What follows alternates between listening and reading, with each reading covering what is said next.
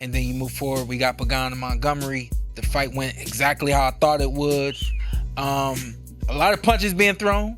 And I don't know if you guys want to break this one down or not, but do you want to break it down? I give credit to JJ for holding up under the fire. Yeah. Because he, remember Floyd once said to Devin Haney, keep the fight on the outside, but there's going to be some guys who you don't have a choice. They're going to close the gap and you're going to have to fight.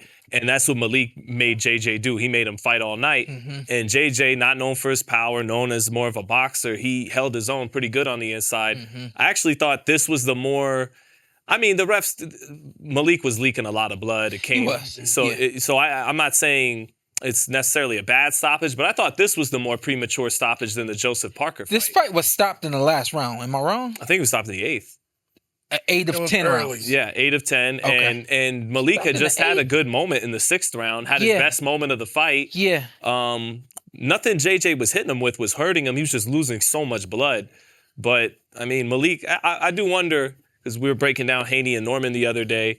Malik, like Brian, from Atlanta, a dog, but ultimately... stopped in the 9th round. 9th round, okay. And I'm sorry, but for me, if you let this fight go 9 rounds and we saw the cut happen, I believe it was the 2nd or the 3rd round when the cut happens. Once you get this close, and I'm just watching this, I'm thinking to myself, same thing with, I know we're going to get to Parker and Wortley, but to me, refs have to be able to have this time management in their minds and understand how far a fight has come, also recognize how close a fight could be.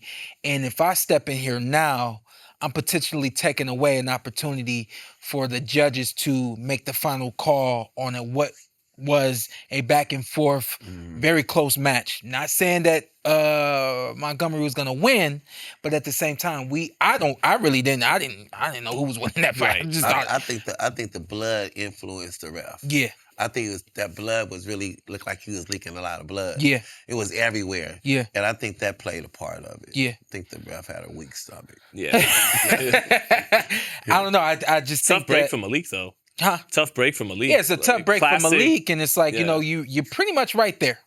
And when again, I know that refs over here aren't judging the fight, but when you see a fighter come on at certain points throughout the fight, I feel as a ref you have to make the judgment call that the eye isn't bothering him. So the eye can't bother me.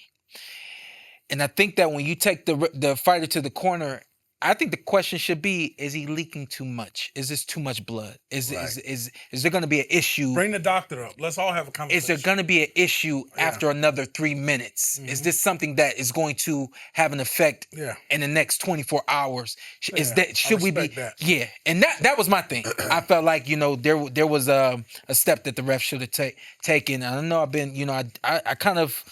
I put it on judges. I put it on referees. Kind of try to call it as I call it. And if you feel disrespected as the referee that night, I'm just offering my advice as a former fighter and what I would expect to have happen if it's me or if it's someone else. Obviously, I know Malik, and I just think that he just kind of stepped in and took the opportunity away.